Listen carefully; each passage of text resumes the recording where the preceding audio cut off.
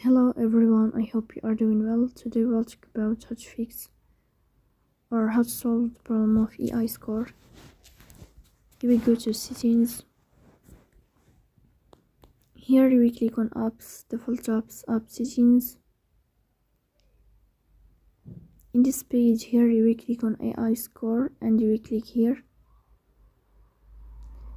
In this page of app info you will click on first stop and you will click OK. Here you will enter to the window of storage. Then we click on clear cache.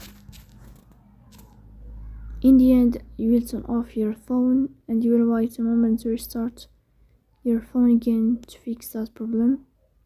So that's all. Don't forget to support us by like and subscribe.